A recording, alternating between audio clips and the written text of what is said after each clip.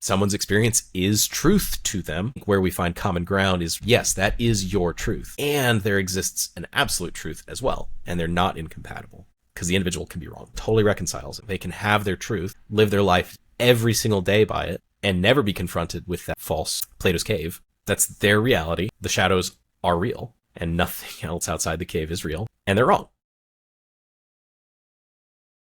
Jacob Hester-Heard, welcome to the show. Yeah, thank you. Good to be back. We haven't been talking at all before this, and we didn't forget to hit record or anything. Never. Why? Production like this? Impossible. Yeah. This episode brought to you once again by Coca-Cola Zero.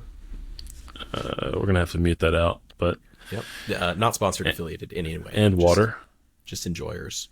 The Coke enjoyer. And a plastic water bottle. The NL respecter has logged on. How you doing?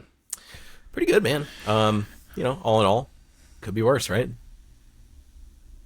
That's almost always true. It's just like a mantra I've been kind of curating, Yeah, interesting. That brings up this this idea I've been thinking about. Okay. In kind of a mantra curating sense. Yeah. Just the general idea of trying to intentionally develop some ethical statements or ideological statements that kind of help guide my actions in general.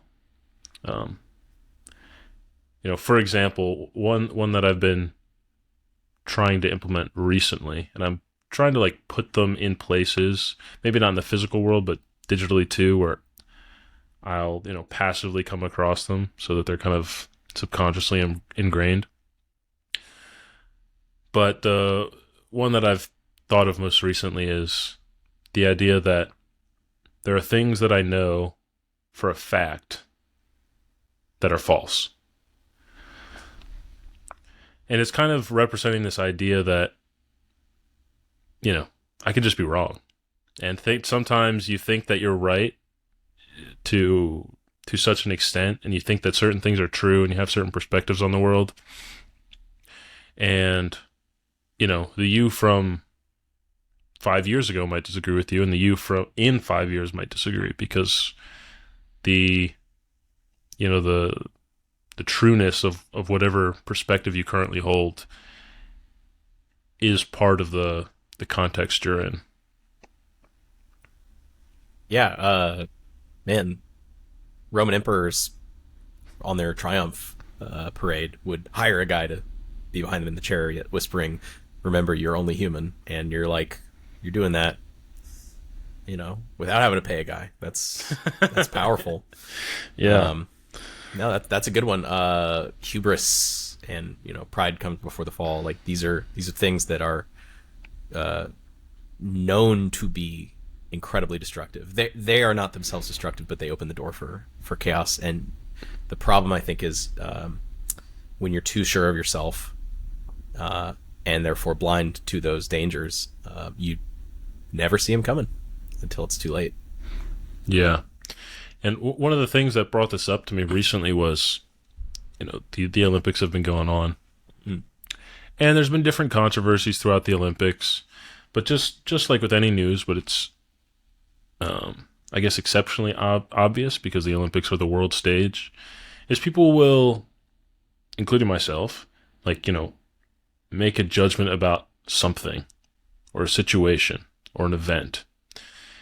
And, without having all the facts, or maybe assuming they have all the facts already, and, act on that idea, spread that idea to other people, without really thinking about, should I double check myself? Should I think twice about the perspective that I have?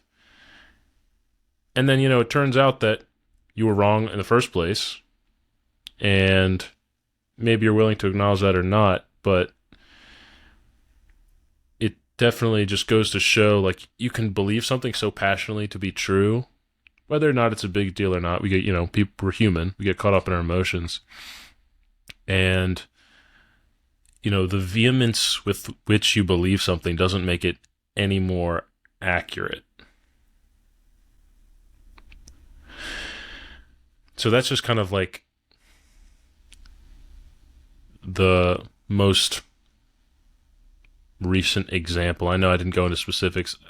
I guess I Sure. could. I mean, like just athletes in the Olympics getting flack for different things. But I'm curious if you have any um, kind of turns of phrase, parts of speech that you find kind of guide you in a similar way.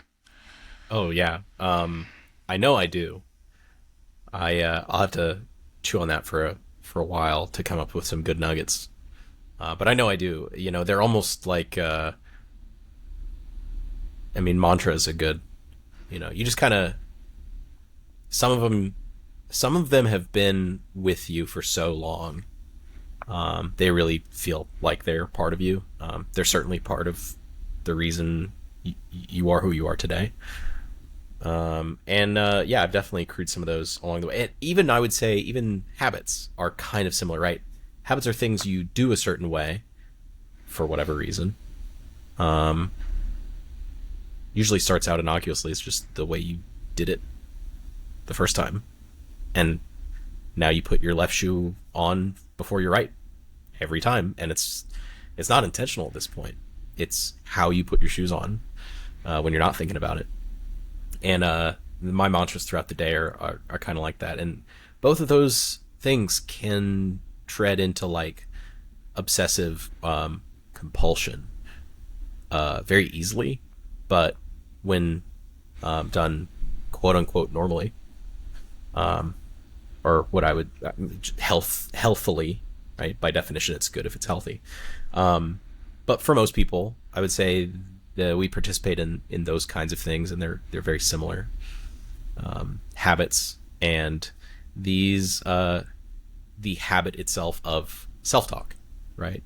And as I've curated more positive self-talk than I had in my early 20s, and more useful self-talk, I've picked up for sure. Yeah, I've picked some stuff up. Yeah, Mm-hmm. so I'll chew on that for a bit, and maybe I'll come up with a specific example. Yeah, yeah. And I like that you brought up intentionality because that's also been part of the I guess self-reflection or just general reflection that I've been doing over the past couple of weeks is, and I've talked about this on the podcast before, but just not forgetting that life is what you make it, not getting caught up in, habits are good and routine can be good, but not forgetting that routines are there to serve a purpose, not just to be a routine. And one of the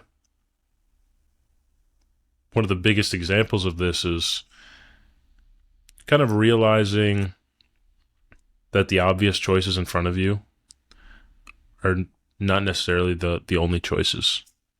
And actually, this is, I'll get to that later, but just the idea that, if you're presented with a problem and you're shown solution A and solution B, it doesn't mean that there isn't a solution, C through Z. It just means that these are the obvious ones, or these are the ones that other people have taken. And I think it takes a certain level of critical thinking and being able to understand whatever the problem happens to be. The problem might be, are you happy with your job? It might be, how do you get more fulfillment out of your hobbies, or how do you manage your time better? But having a deeper understanding of the problem gives you, the context to realize that there's more than one,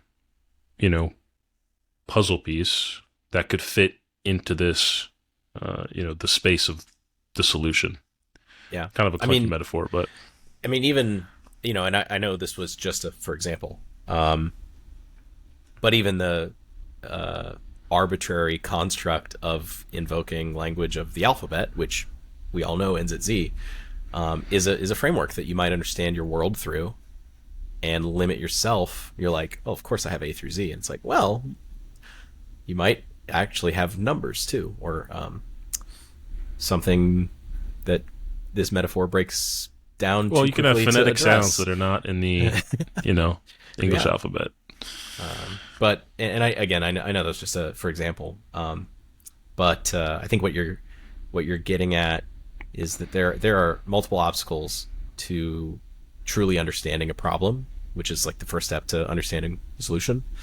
And one of those is certainly your perspective, and another is it's subtly different, but it's the framework, it's the set of tools by which you understand the world in general.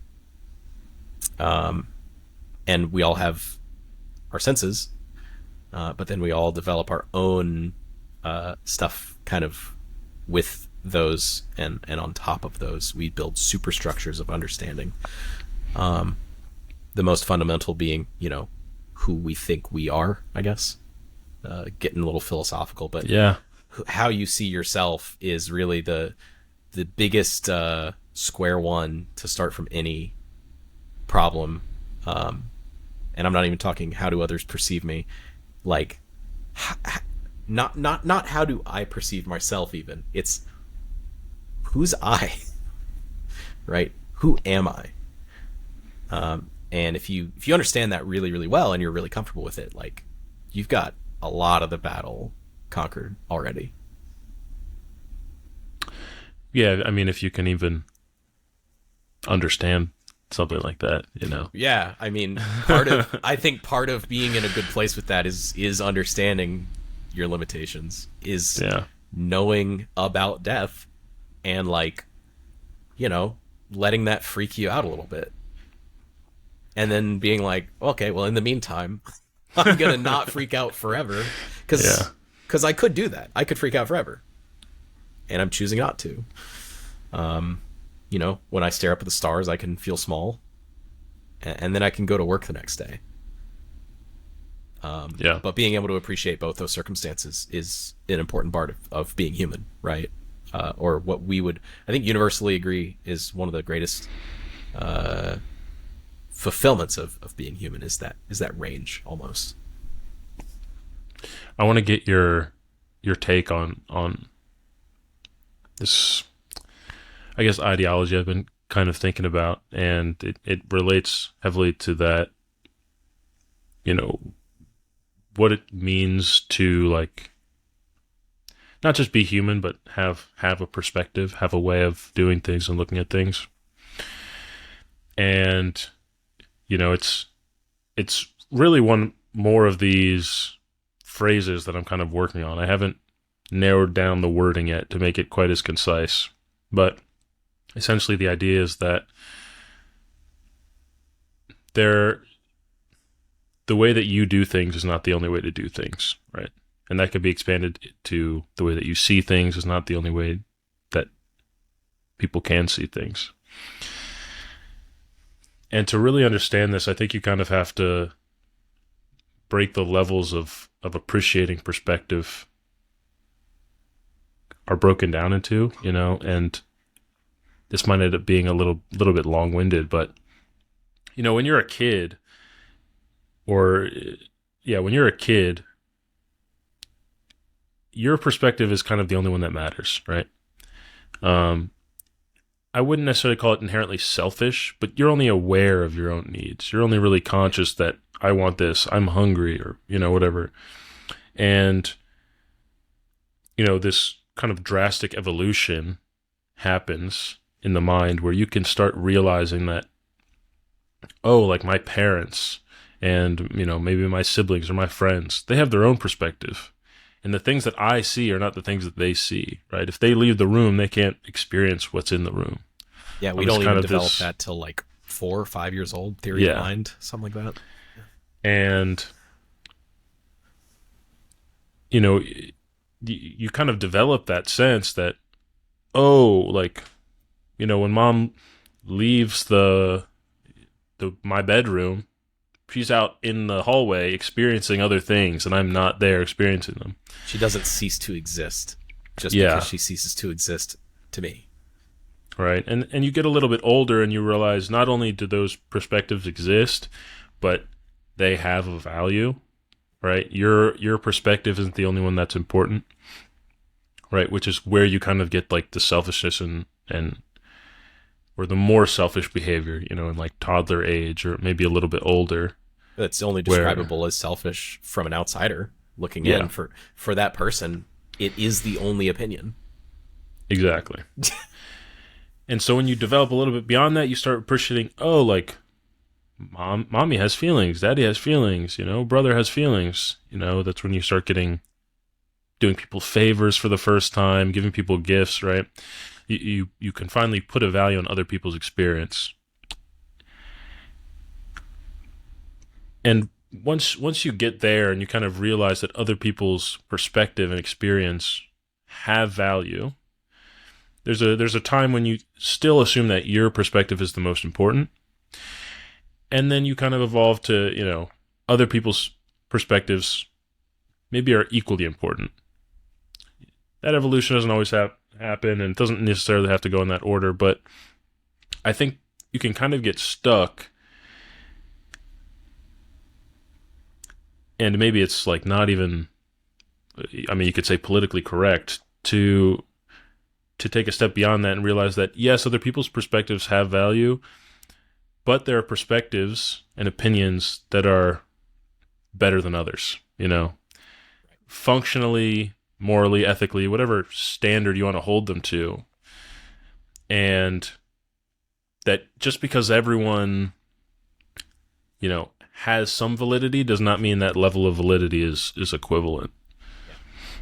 It's being able to hold in both hands that everyone has value and brings potential to the table. Like that's the spark of the divine. It's the human potential that we all have. It's our inherent inalienableness that gives us rights in the first place. It's like, well, yeah, but that guy could be awesome.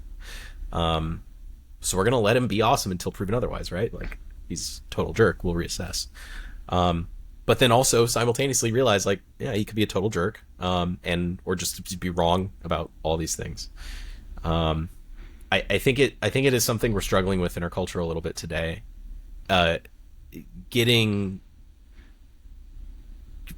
It's strange because I've never asked this question more. I never thought I would have to ask this question, but I ask this question quite frequently, especially in the last 4 to 6 years or so, when it kind of came on my radar as being necessary for some reason. And the question is, yes or no, is there such a thing as objective truth or objective reality?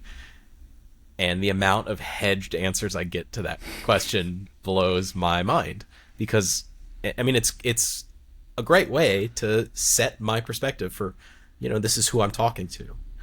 Because that's a different conversation depending on what we're gonna talk about. If everything is subjective or we could say morally relativistic, and I don't know, this could be my perspective blinding me. I don't know if anyone is fully morally relativistic. I don't know if anyone is truly completely relative about anything.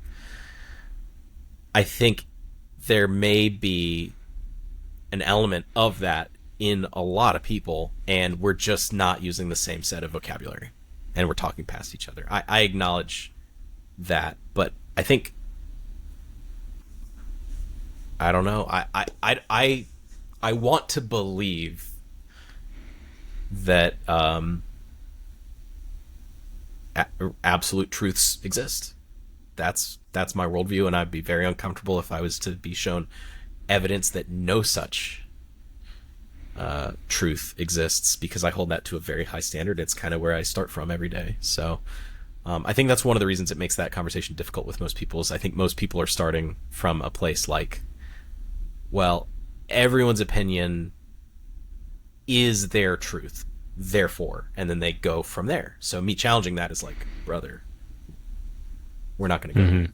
That'd be like them saying, well, you're wrong that there is truth at all, I'd be like, you're crazy. Of course there's truth. What would you define, if you were to give a definition to, I won't say truth, but let's say objectivity, what would it be?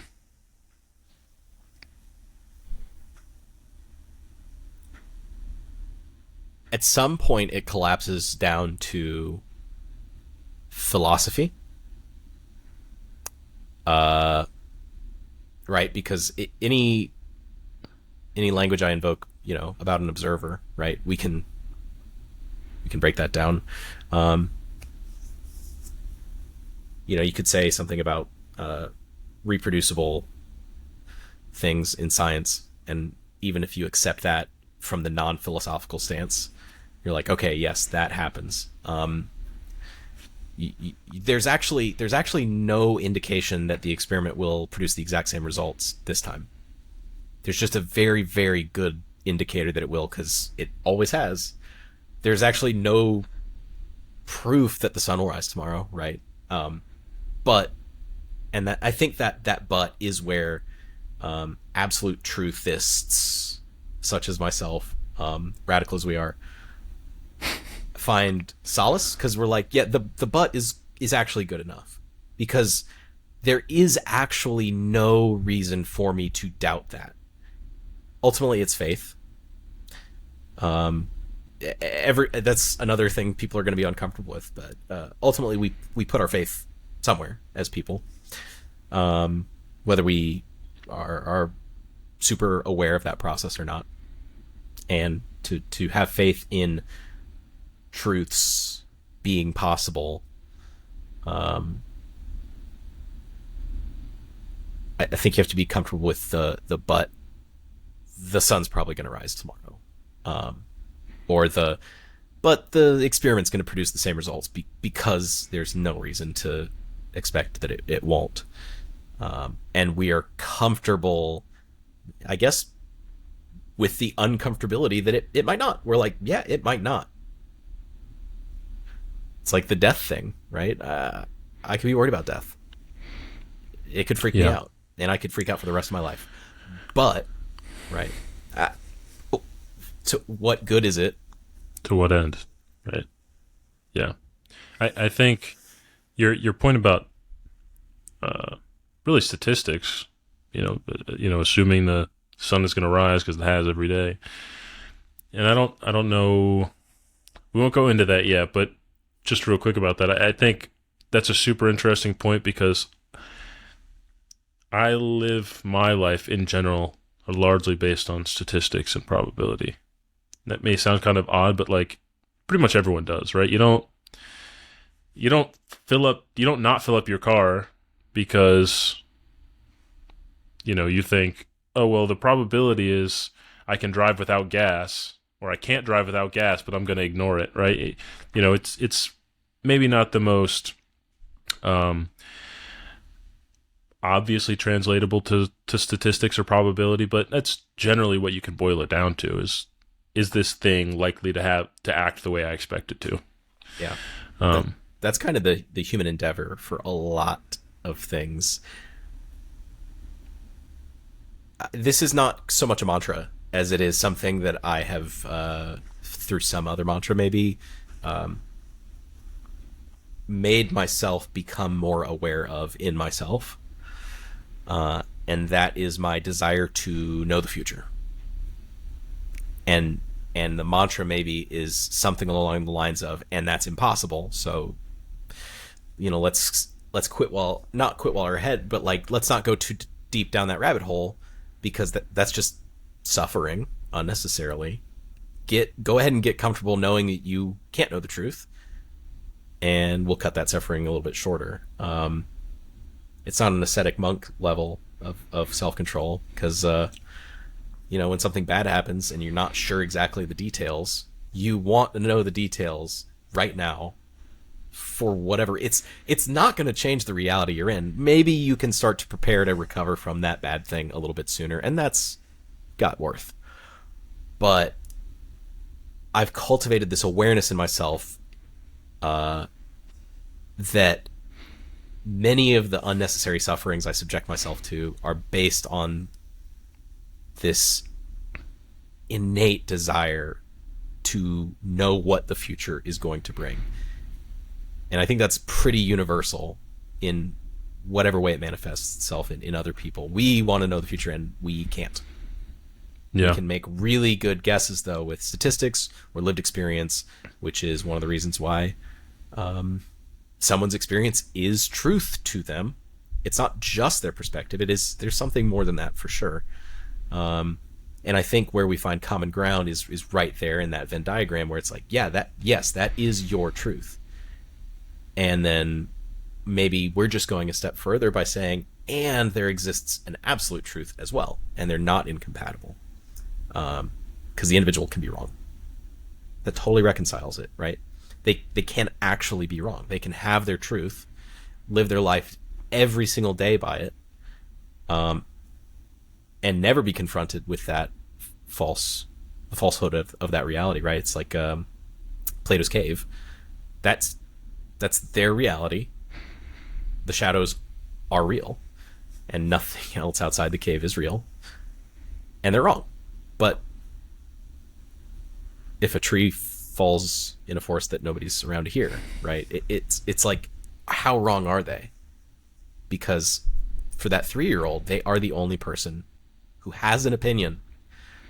For those prisoners in the cave, they are the only people who are. So you got to be sensitive, compassionate, I guess, when you're confronting truths that you don't hold. With the absolute truth, because you're confronting people who maybe have never seen outside that cave, and that's not just like an uncomfortable thing, right? You have to apply tenderness because your reality does not exist for them potentially. So don't go in thinking it's obvious, right? And I mean, additionally, you're in your own cave. Like there's never a point at which you're not in a cave. It kind of, harps back to the first phrase I said is sometimes things that you know for a fact are true are false, right? And was that Plato who did the shadows on the wall? Yeah, I think so. Yeah, it's like we all have a light source that we're trying to like illuminate. It's like, oh, if only they knew that those are just shadows, and we're trying to illuminate it, but we're actually casting more shadows for them to deal with, and it's coming from what we consider illumination. Yeah, and then it's like we can all see a slightly different. We don't even realize it. Yeah, it's all like a slightly different wavelength of light that we can see. Yeah, and yeah. I mean, I think that it's a perfect metaphor, the Plato thing, which short tangent. Did you know Plato is not his real name? You're wrong about that, and you can't confront my truth because that would Plato destroy me. Is that like a pen name? I forget his actual name, but it doesn't matter, right? Essentially, Plato was like at the time what was the Olympics. He was an Olympic wrestler. And after his like wrestling career, he became a philosopher. Like that sounds so Greek. Dude, he was like honestly. The best wrestler in the world the Greek world that anyone they interacted with. Again, perspectives. And then once he was done with that, he became the greatest philosopher of all time. And that Plato, I forget what the word means, but it was just his stage name. You know what I mean? It was like, it's essentially like if a chick was... That's if The Rock cracked open Hume and was like, hold my beer. And then The Rock no one knew him as Dwayne. No. For thousands of years, it's just, The Rock. Yeah. That's really interesting because, my cave was illuminated with a shadow of like, there's this guy running around named Plato. And his contemporaries would laugh at me because they're like, I mean, he was known as Plato. That's true. But you're clearly ignorant. Yeah. The way you phrased that. That's insane. Wow. The more you know. I will look into that. I will trust but verify. because Yeah, I yeah. also just want to like learn more about that. That sounds cool. But back to the statistics thing is like, something you were touching on is essentially probability and statistics. And let's talk about this in context of people. Despite the fact that they can very accurately describe a population, they can tell you absolutely nothing about an individual, because an individual is a, it's a quantized event. It's almost like the switch between, quantum mechanics, the waveform and the collapse, right? Like an individual is an instance, and it can be anything, and the statistics just tell you over the scale of the, a population size, what things might look like. Dude, the leap in like our species is for sure when whatever needs to happen happens goodly, because there's bad ways for it to happen. But when we as individuals become fully collective, or essentially collective, we're like, hey, let's do everything for everyone's good. And there's politically expedient ways to try to manifest that, and that historically have not worked. But for sure, the like end state done correctly of that would be, I mean, I have to imagine that would be the Age of Enlightenment to beat any others. Is that like removing the emphasis we have, especially today, which is like nowhere else in history do we have the emphasis on the individual. Before democracies, right? An individual's opinion didn't matter, right? The individual's opinion mattered. The guy that we gave that to, because somebody's got to make that call. Well, or the gods ordained, or whatever your narrative is to get there.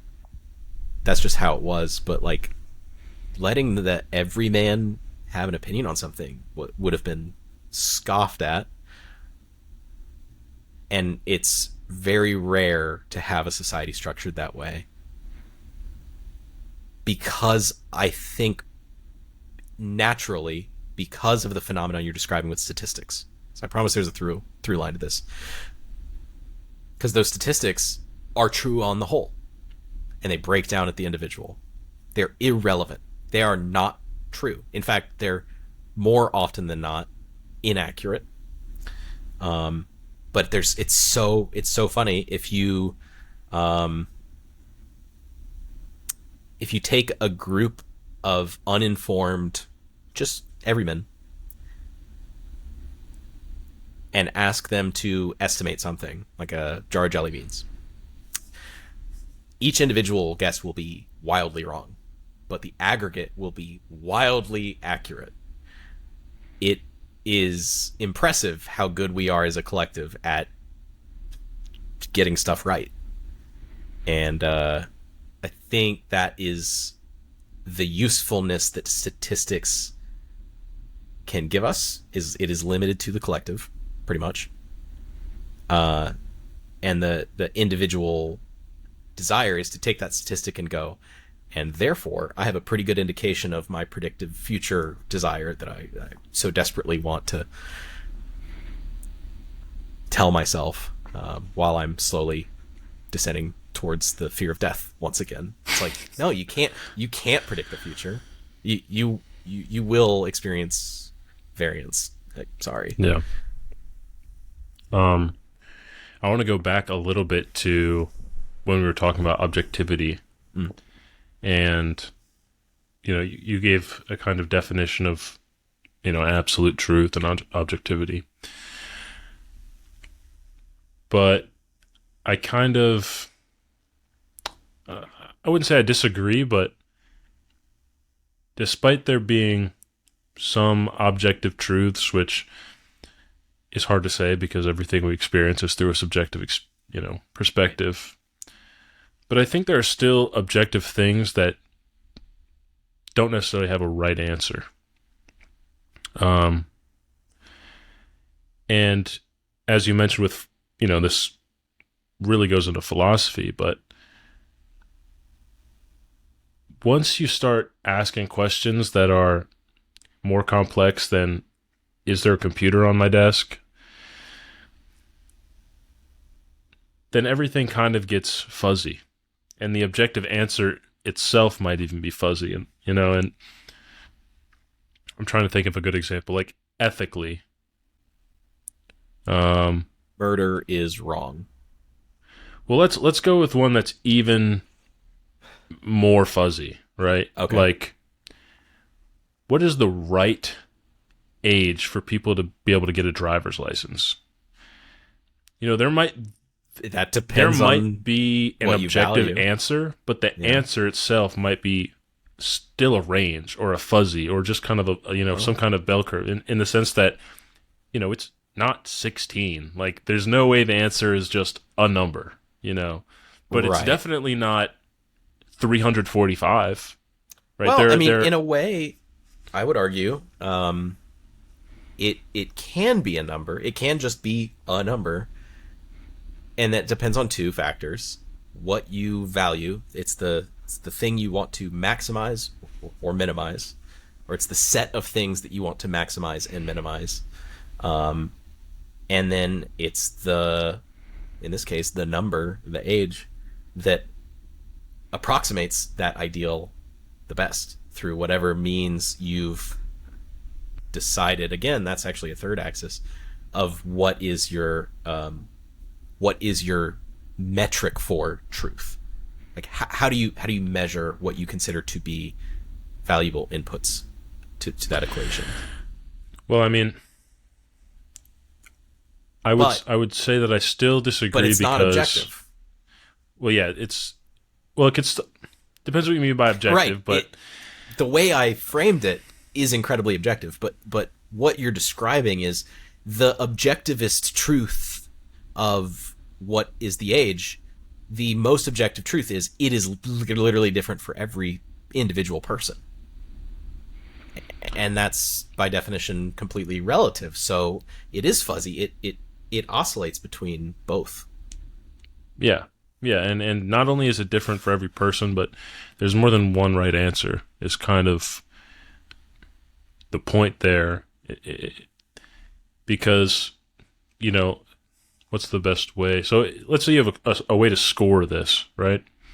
And we'll say for the license, like, you can score.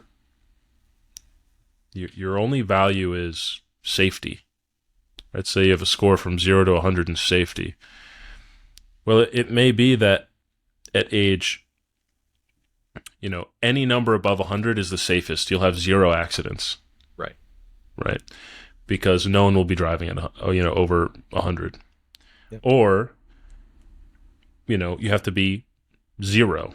There will be no accidents. Or, if you forget the tail end, maybe at ages 27 and 45 and, 32, the right combination of,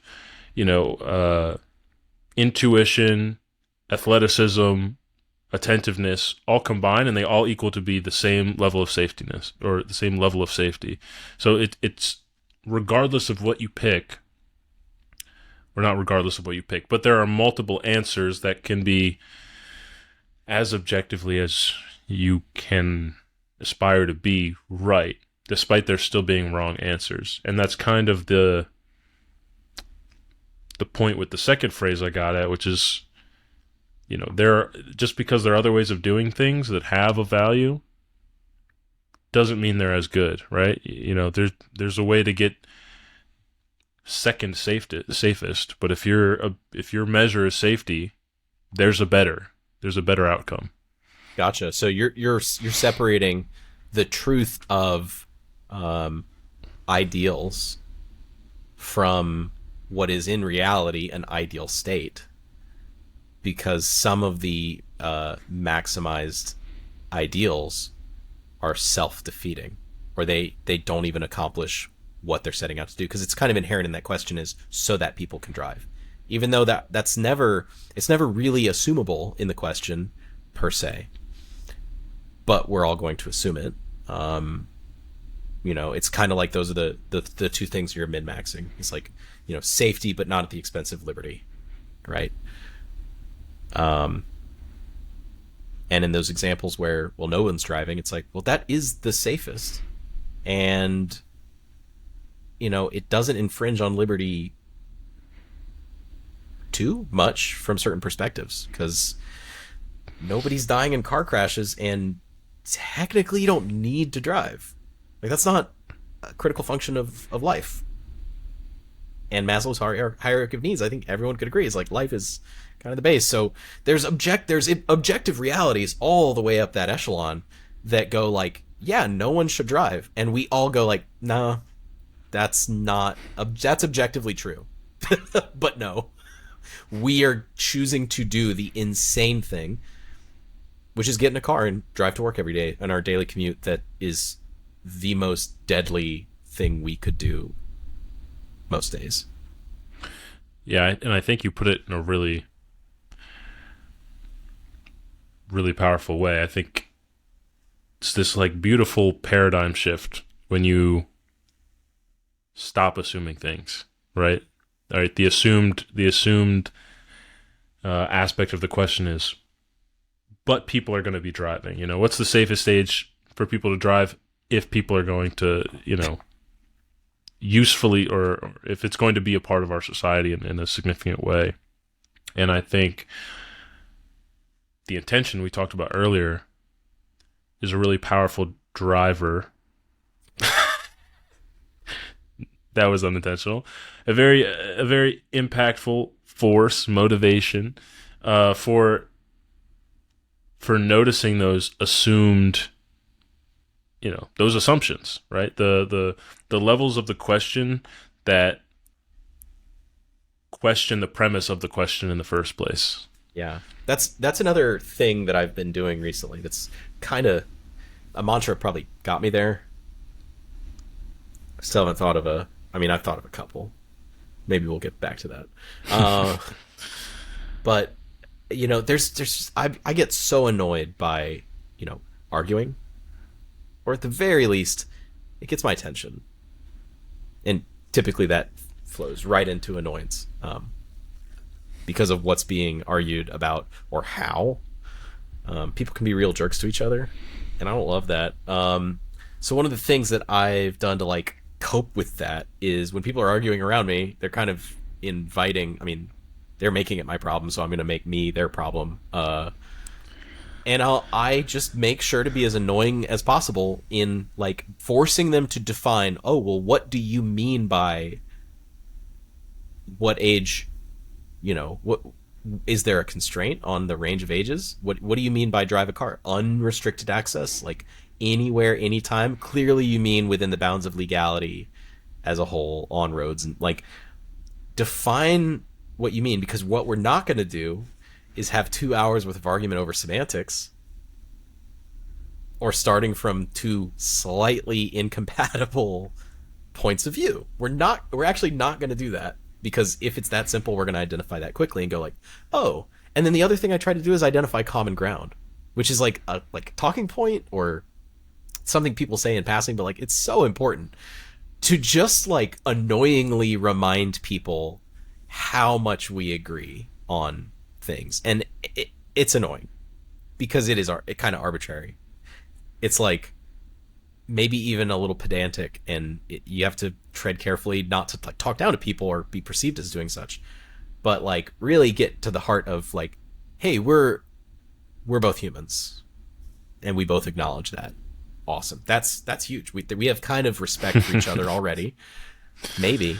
And we have an inherent value, and like we were raised in a society that we probably share very similar values, and we disagree probably on like the fringe aspects of some of the more extreme questions that haven't been answered yet. And let's just keep the perspective of like, we're just talking about this one thing. That's not who you or I are.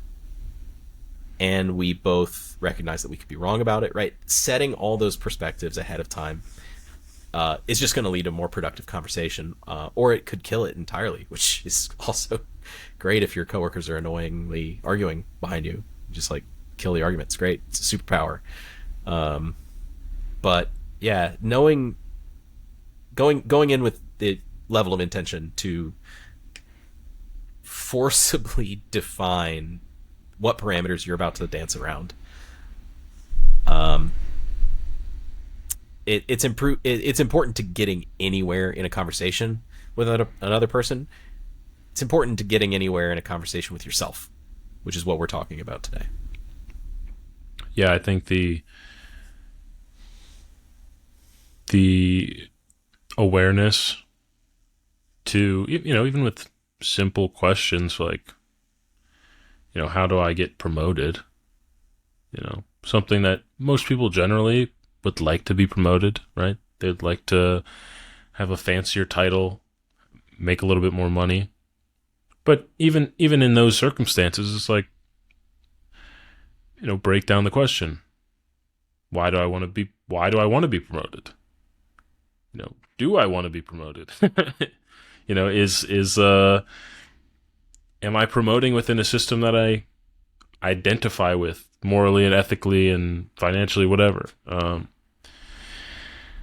This might hit home for you. It hit home for me. Yeah. But even those basic questions that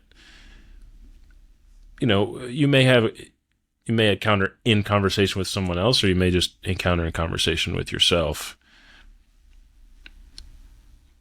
Having the intention and awareness to dig that extra layer to find the answer, what the real answer is. For example, myself, I want to live somewhere else. Oh, well, why do I want to live somewhere else? If you haven't looked at that reason, then you may not actually want to live somewhere else. Maybe I'm dissatisfied with my house, or I'm dissatisfied with my social life, or I'm dissatisfied with something else. Like, maybe it doesn't involve you moving anywhere. Maybe it involves you changing your habits. Maybe it involves changing your mindset, or the people you surround yourself with, the content you consume. So I think that skill is exceptionally valuable. Yeah.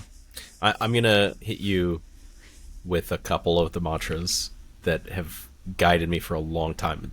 The first one that came to mind, so I'm from North Carolina, and our state motto is Esse Quam Videri, in anglicized, Latin, which means to be rather than to seem to be. And it's like basically just like, hey, be authentic, be real, right? Be the thing that you care about. You espouse to be. Looking like being, but like, be it. Don't seem to be it. And it's hit home for me because I place a high value, and I don't know which came first, chicken or the egg, but I place a really high value on sincerity and reality, not this in the sense of that word, but the realness between people. Another thing I was thinking of is like how many of our mantras, if we can call them that, are informed and influenced by culture. And there's lots of specific influence I could speak to. A lot. I'm finding more and more like I run across phrases and figures of speech that I've heard all my life. People say super casually in a completely new light. Well, I'm seeing them in a new light, I guess. I've heard them in almost like they are just figures of speech. They are just words of wisdom. That's all they've been. They're completely devoid of any other undertones. But then I'm finding like, oh, that's from the Bible. Gotcha. And it makes sense, right? History of our nation, that would have influence on our culture, for sure. Mm-hmm. But it's so funny, I guess, that we are saying them, we're perpetuating these memes. Agnostic, not intended pun, sorry, of their meaning, or their origins. Etymology maybe is a better word, because the meaning is the only thing that we've kept. The useful part, we're like, yeah, I like that, and I don't even have to believe what you believe. Like, those are wise. I think you're good. Yeah. Dozens could come to mind, and we could speak on those individually. But I've added. I mean, I've had them in my arsenal for so long, right? They're not really mine, but at the same time, they are mine. Or I should say, I am them, because they've shaped me powerfully, and yeah, I've held on to them. They're good. Good.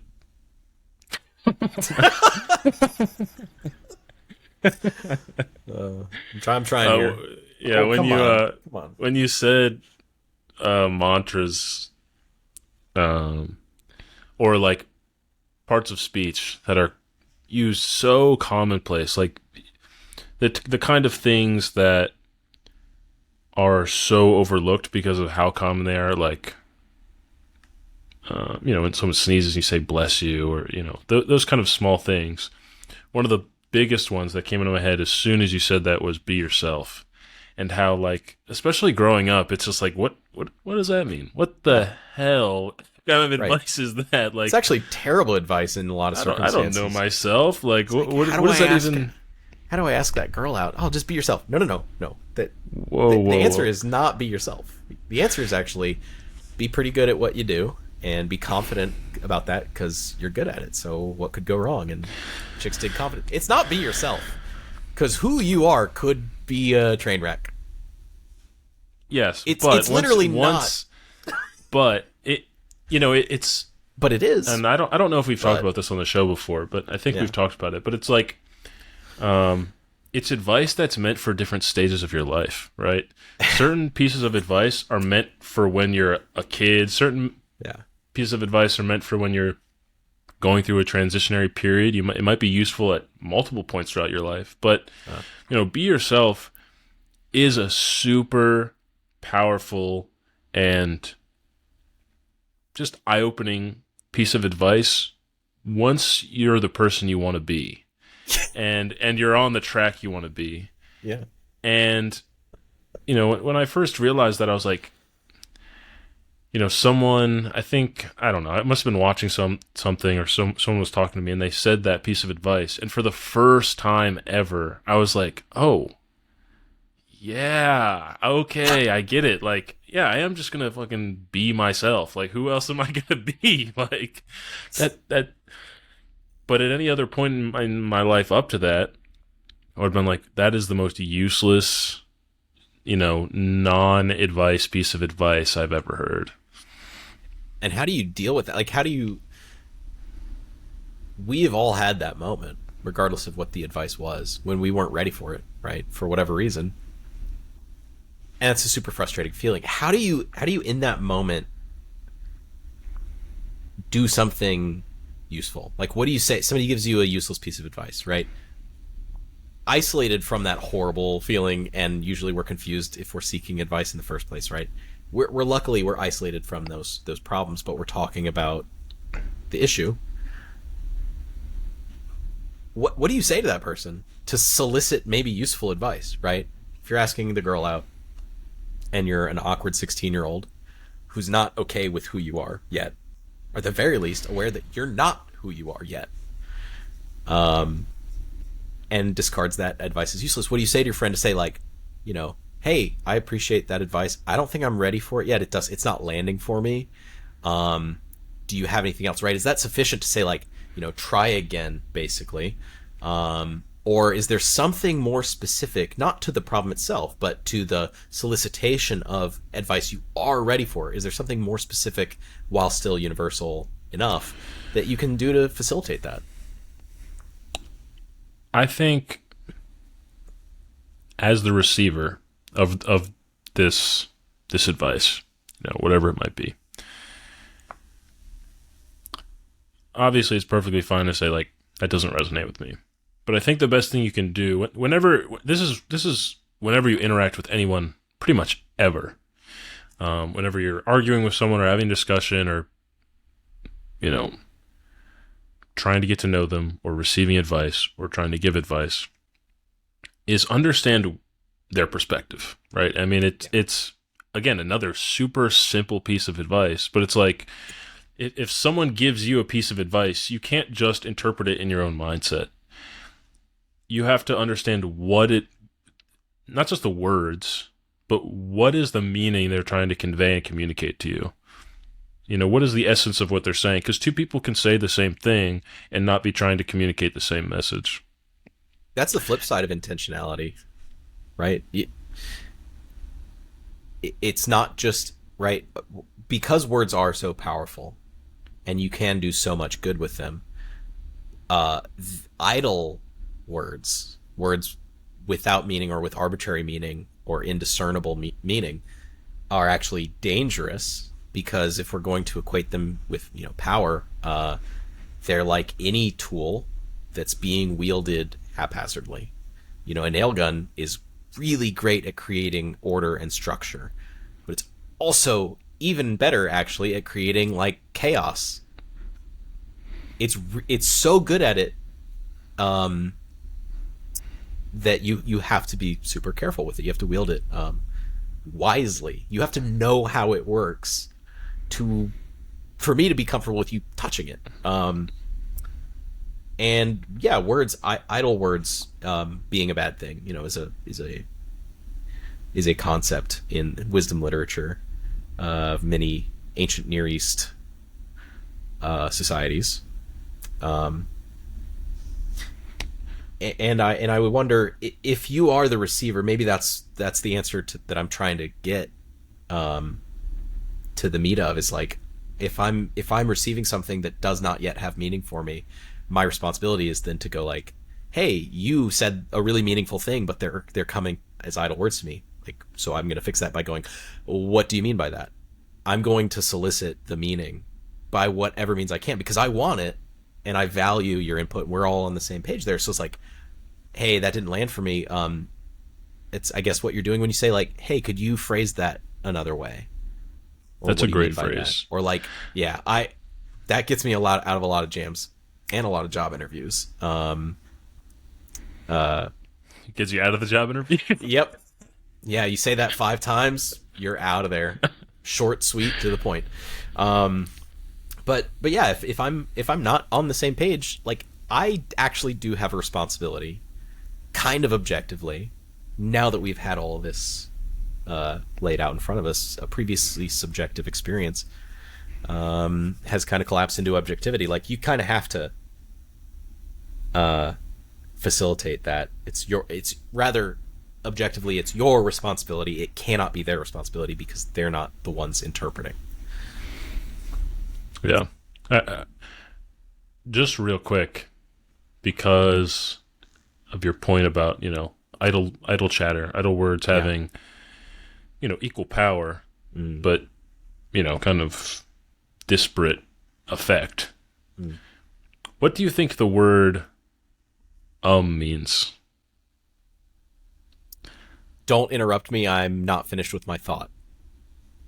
I think we use filler words like in a less sexy, more objective-y way. I'd be interested to hear your thoughts at what you're trying to suss out there. But it just purely functionally, it serves a lot of roles, and that's one of them is saying to the listener, I know I've paused, but I want to communicate to you that is for reasons other than I'm done speaking, because we're social and we're good at social cues and stuff, and that's one that we've added to our tool bag. But I'd be interested, like, where are you going with that? I mean, I'm literally not going anywhere with it. There's no angle. I was just genuinely curious because, you know, everything we do has a meaning, whether we're aware of it or not. And it's just kind of interesting what the word is in other languages. That's a fun rabbit hole. That's what I was going to point to, is like, filler words in general. It's not always of course. Sure. But I'm not sure if this is totally true, but as far as any language I'm aware of, there are filler words. So, it's some kind of reflection of what's going on in their head, of people's heads. Some people use them a lot. Some people use them very sparingly. But what is the function of not talking, not pausing, but just making a noise that can be placed anywhere, essentially, but doesn't have a descriptive purpose, right? But yeah, there was no angle behind it. I was just genuinely curious. If I were to give it a meaning, I would almost put it as some level of, and I'm going to use the word insecurity, but not the colloquial meaning of insecurity, but just like please don't interrupt me, or I'm not sure if I know exactly what I'm about to say. Yeah, it is a signal. It is literally, in the context I used it in, and in the one you're invoking now, I don't think it's a coincidence that in both of those circumstances, what you're doing, intentionally, maybe unintentionally, is you are signaling. It's intentional, right? The motivation behind it is intentional. You may not intentionally be connecting those neurons to say now. That might be subconscious processing. But the intentional motivation behind it in both circumstances, I'm not sure of what I'm saying. I'm going to hedge my words with some filler words and ums and sound unsure. Or I'm not sure of what I'm saying yet, so I need to signal to you that I'm not sure of what I'm saying. In both instances, you're signaling to them what you said, which is I'm not sure of what I'm saying or what I'm going to say next, or I'm not there yet. You're intentionally signaling to listeners, hey, I have something to say and I'm not really sure what it is yet. And if they're game, they will be patient. It's like, oh, he has something to say. He's not sure. This could be a waste of my time, but I got nothing better going on. I'll let him finish. I won't interrupt, or I won't jump down his throat when he says something that's a half-baked idea that I disagree with. Right? He's couching this in safety words, and that is the communication. I really think that's you hit it on the head when you're basically getting to the meat of what it is. There is a better word for sure. Insecurity or whatever. I know what you're talking about. That makes too much sense to me. Yeah, I mean, you can cut here. Any word will work. I mean, because people say like, people say people. You can say the. You can say well. Yeah, you can say words, or I think for filler words, they have meanings and they have intentionality, and there's a whole world behind understanding them, let's say from the perspective of the utterer. But I think there's a lot more maybe just useful wisdom we can derive from listeners of they're not necessarily truths, they're assumptions. They're inherently going to be inaccurate, flawed, but they're good approximations, right? We were talking about earlier. You can have a good enough approximation. So if you see a speaker with no filler words, they just seem more well spoken and like they know what they're talking about. This is a known phenomenon for giving speeches, right? Why is that effective? Why is that effective speech? Well, because of this psychological phenomenon that we experience. So when you hear certain things in certain contexts, you're inherently viewing them through that psychological framework, and including what words are people using potentially unintentionally. Yeah. I'm going to completely change the topic now, but yeah. I wanted to touch on risk aversion. And I'm going to put out this phrase, and I want your initial response. But essentially, it's failing safely. Yeah. Powerful. Maybe the most important thing to learn as early as possible. As a kid, you don't even realize you're doing it. If you have a great social safety net in your parents or caregivers, right? They have essentially set up an environment for you to fail iteratively, fail safely, and fail quickly. And if you can carry that into your adult life, you will reap the same benefits, which is growth. The most successful businesses are entrepreneurial endeavors on their fourth or fifth iteration, right? They did not get it right the first time. Almost none of them do. And one of the greatest things this country has done is super duper incentivize small businesses, because it's kind of a life hack to get successful businesses. If you set up an environment for them to fail safely, it's not going to ruin your life if you open an LLC that fails. It's limited liability. Thank God for that. It's the reason we have such cool stuff. It's one of the major reasons. And through both of those very different realities of childhood and some business major waxing philosophical about really boring business practices, safe failure is what enables iterative failure, which is what enables eventual success. Yeah, building experience through figuring out, at the very least, what not to do, right? Right. Thomas Edison said, I did not fail 99 times to invent the light bulb.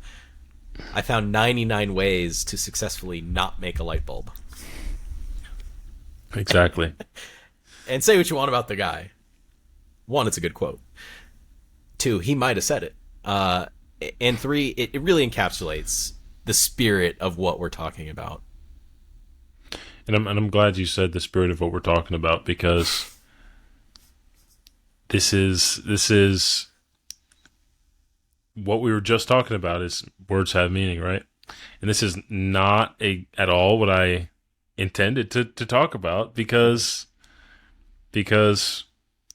I just gave you two words and said go with it, right? Ah, okay. And no, it's great because it's still very related to what I want to talk about, but you interpret it in a different way than I would have expected, right? Wow. And kind of what I was thinking when I thought of failing safely was being so risk averse that you don't take the risks needed for success, right? Which is two sides of they're opposites almost, essentially, right? And in the sense that one prepares you through failure to be comfortable with it, to succeed, to achieve success. And on the other hand, one doesn't prepare you for anything, doesn't allot you any experience. And, the thing you pointed out is why we have so many great things in this country, and historically have provided so many innovations, because people can, with little consequence, not no consequence, but been able to go out and attempt to do things, has built the foundation for an exploratory mindset. But something I see more and more now, because our great age of,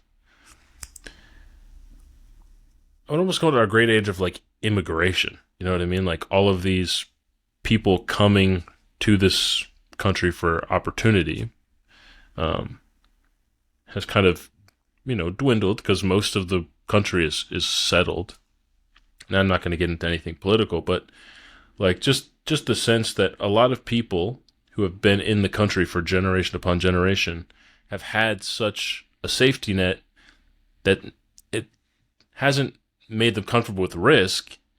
It's made them comfortable with not taking any risk at all. It's made them comfortable with safety. Yeah. Yeah. Yeah. Wow. And, the idea, and I know a lot of people like this, let's say just this simple example of investment, right? People who refuse to invest in anything, refuse to invest in making a business, refuse to invest in, real estate in any way, refuse to invest in stocks or anything like that, and they leave their money in the bank. And that to me is the epitome of failing safely, right? Because you will never be able to retire off money that you put in the bank. There's no way.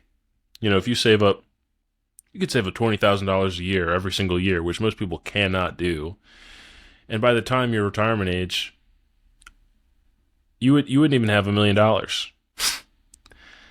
Whereas, if you take not even a quarter, you take $200 a month and you put it in a stock market with some risk, you'll have over $1 million by the time you retire. And this isn't specifically to be about money, but just the idea of being so afraid of taking a chance. A lot of the time it has to do with money and stability, but, just in general, that you end up shooting yourself in the foot and the leg and the arm and you've cut yourself out of the grandiose nature of experiencing all the things that life has to offer. Yeah. And I would, not to semantic your particular choice of words, but to hone in on them even further, I think it's specifically that process is not just failing safely. It's like failing because of safety. It's the safety's there, right? Your bank account's FDIC insured. It's as good a guarantee. Basically, the nation would have to fail, right? And there are investment accounts that you can invest in where it's only going bust if the nation fails, basically, right? Like the government fund for many 401ks for government employees. If that goes, we have bigger things to worry about, which is where we immediately become comfortable with risk. As soon as we're thrust into being uncomfortable manually, we're like, yeah, that's where all of my I don't want to think about things live, because I don't have a plan for that reality. And there's some gradient between that common ground that I think we all kind of butt up against as our intolerable, or I just don't want to think about risks, and the risks that we will tolerate unnecessarily. And I think what you're arguing is some amount of risk beyond that is actually necessary functionally, right? If you value retiring, which I think everyone does. If you value retiring, your values dictate that investing in something actually needs to happen objectively, based on your definitions of these things. And failing to do that will cause you to fail. And it's ironic that you're failing due to a fear, ultimately, of just failing in for a different way, different context. I'm not sure what motivates a lot of people's fears about some of these things, what they consider something to be too risky, Yeah, I mean, I think it goes into mindsets, and we've talked about mindsets a decent amount before, but mindsets that serve you in one circumstance but don't serve you in another, and I think it's a little bit in insanity, right? That we just everyday insanity, right? You get hurt, you're like, I don't want a relationship, I'm just going to get hurt again. It's like, that's an insane thing it's like, really? Yeah. Everyone's like that. Like, come on, that's not true, but you mantra that to yourself and it becomes reality. Yeah. And it goes back to intentionality, and I like the way you put it. Maybe the connotation is a little bit harsh, but it is insane to believe something that is not true, kind of, right? And the fact that when you have a way of getting almost what you want, which almost what you want is not it. It's the poison pill. It's infinitely not it, but it's like, for example, in a relationship, being friend zoned. It's like, it's almost what I want. You know what I mean? Like, we hang out, we share food, sometimes we, sit next to each other on the couch when we watch a movie. It's not it. You know what I mean? Like, well, I'm saving money. I have money in the bank account. Like, oh, wow, I have, $100,000 in my bank account. Like, that's a significant amount of money. But that's not it. You can't live off that for retirement. You know what I mean? Like, you can't. That's a significant amount of money, but that is not span of your life-changing amount of money. Yeah. That's what's that phenomenon? What are we gonna name that? Is it? It's some kind of trap, dude. Is it sufficient to call it the phenomena of the close enough? Like I'm not very convinced even with what I'm saying. Close enough. You have close but no cigar, which is similar, but it is disastrous to like what you actually want. It is a poison pill, and it will kill what you actually want, because the whole time you'll be believing things that are not true and are anathema to the thing that you actually want. That's crazy. Yeah, and I think it's super common, and it's everybody does it. I've done it before, sure. But it is weird how convincing it can be, how dual-minded you can be. You can know that it's not working and it will never work and that you won't be happy with it, but at the same time, be like, maybe against all odds, this thing that I know will not work will work, right? Like, I'm allergic to tomatoes, but maybe if I plant enough tomato plants when I really want, apples, I'll be satisfied. Or, maybe if I'm surrounded by enough poison berries, eventually one of them just won't be poisonous. Yeah. I mean, no. that metaphor doesn't work quite as well.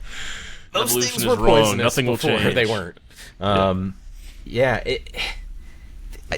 You made me think about this earlier, and now I can't help but call it to mind again. A lot of this just seems like survival mechanisms for people who are stressed out. They feel like they're in danger, right? Because what you're saying is, I'm afraid to lose all my money in the stock market, right? That's your fears. You're putting a value. You're ascribing significant value to money, as you should.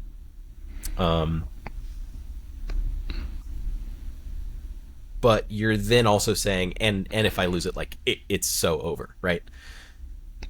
And that can put you in this weird, right, like fight or flight response where you're actually making like suboptimal choices. And like, let's say there's a I'm invoking language that may not have a biological reality, right? But I'm using the language for its sake. Let's say you have an alpha male who's dominating the pack and has all the breeding potential with all the females, and then there's a bunch of other males, and one of whom is just like super down on his luck, not doing great, has pretty much nothing going for him. He's not entering the gene pool, right? And like, God forbid he take a risk, because he could actually be out of the pack. He could lose what little he has. But he has to take a risk if he wants any sort of legacy after him. So it becomes this awful paradox. Maybe not paradox. It becomes an awful choice in that circumstance for that individual. Because it is true to say that it would be even more disastrous if you were to lose what little you have. And I think that's one of the problems with poverty. That the elites of our world do not understand.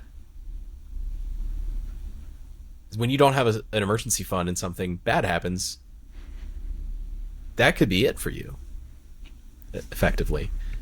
But if you make over $70,000 a year, generally speaking, you can ride the tide on most everyday things that happen to everyone. Yeah, so it's like when you're in that like I'm making 20,000 a year, this does not math. You're in survival mode when it comes to money. Yeah, I mean, I think the big point is survival mode is never the mode you want to be in, right? No. Fight or flight or freeze. I think they might have added one. Is essentially never the state you want to be in for anything. It served its purpose when we were in the jungle, when we were in the savannah, but now it's like even in a situation where you want to fight or run, you're better off doing it calm. Yes. It's weird because everything in your bones tell you that you're wrong about that, but you're right. It's the worst thing you could do is choose one of those options. And I think really that's the whole point of society if we were to break it down. That is society, is to maximize the number of people who don't choose fight, flight, or freeze, and instead do the insane thing, which is take risks, cooperate with strangers, and build for a future we might not get to see. And that's silly and crazy, but thank God for society, I guess. We live in a society. Yeah, I mean, I think the long-term thinking there is a big part of it, and I think it's really weird how risk-averse people, especially like in this country, have become, but just in, because I've only really lived in this country, but think about that example with the wolf, right? Let's say he's actually not doing horribly. He has the second most mates, and he could improve his station. And the risk of him, so he's pretty happy with what he's got. And if he messes up, he's not out of the pack. It's not disastrous. We have safety nets. He's not out of the pack, but he is ostracized, and his amount of females, instead of going up 10%, gets reduced by 50%, right? It would be insane for him to take that risk. Even though it's kind of insane not to, if there is a safe, iterative way to do that, right? It is different for people in this country. I will give them that, because of the safety net, because things are so nice here. It's just too comfy. Yes, but I will say I didn't like this. I didn't love the second half of your analogy there, because if you put your money in the stock market, the risk is not up 10% or down 50%. And also, True. it's more like if you don't do anything to change your situation, you will be screwed in X number of years. And there will be essentially nothing you can do other than hope other people, take pity on you. But my point about it being kind of odd in this country is because this country is made up of generationally people who have gone way outside the comfort zone, fighting off empires to become its own nation, flying and sailing across the world for the first time, getting involved in world wars that really didn't have much to do with us, but were morally and ethically aligned with our beliefs. This country has the people who have lived in this country. I say the country, and right. The country's made up of people, but the people who have lived in this country throughout its, inception only a couple hundred years ago have been so outside of the comfort zone. You know what I mean? And that's really true across most populations on the planet, because life was not that comfortable, even going back 100 years. But even more so if you're an immigrant anywhere in the world, because it's like, I'm giving up everything to go somewhere else where I have nothing, and, I'm going to have a patch of dirt where I'm going to have to facilitate an entire life, an entire family, right? And it's crazy how quickly things have shifted to be so comfortable in the way that you described, that now it's like, resting on your laurels to the utmost degree, which will result in you, as I said, failing safely, but really failing because of your inability to leave the safety net, you know what I mean? Or leave what you consider to be safe. To abandon your potential, really. And that's the saddest part, is like, you could rest on your laurels like that, and it is comfortable, and like, what's the harm? But kind of the thing that is so sad about it is that, like, yeah, but you still have unrealized potential, and you're not even trying. Yeah, it's this weird paradox.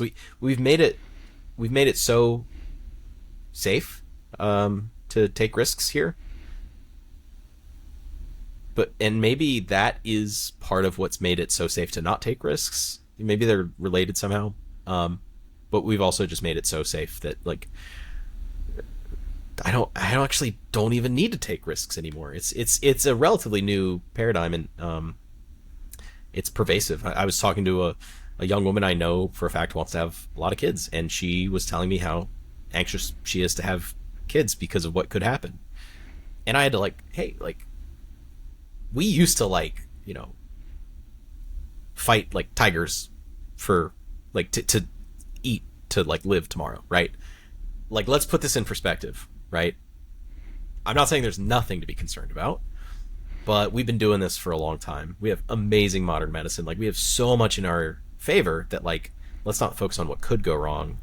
Let's be students of history and find some perspective and appreciate what we do have, stuff like that. So when you and I look at the past of this nation, right, we're baffled at the behavior of some of our contemporaries today. But I think, we should be aware that they're probably just lacking context. And that's the worst sin we could ascribe to the decisions that they've made to do with their lot in life. It all comes back to perspective, Yeah. It all comes back to perspective. Podcast. We're in a cave right now, okay? Yeah, I'm in a cave. Yeah. But your light, brother, you're illuminating my shadows, which in my metaphor was a bad thing, but it's good. It's good today. Yeah. I'm the darkness in your life. There's only one shadow. I don't know where I'm going with that, but Jacob, thanks for coming on the podcast. Always appreciate having you on here. Nigel, always a pleasure. Any closing comments about darkness, shadows? More mantras will be posted in the description. That is a promise from Nigel to you. Oh, gotcha. So, I'll try to throw them in there. Have fun with that, future Nigel. Refine them. All right. Have a good one. All right. Thanks. You too. Thank you so much for watching and listening today. Remember to like, subscribe, and follow to keep up to date with new content as it comes out. I appreciate your support and encourage you to exchange your thoughts in the comments below. As always, keep an open mind.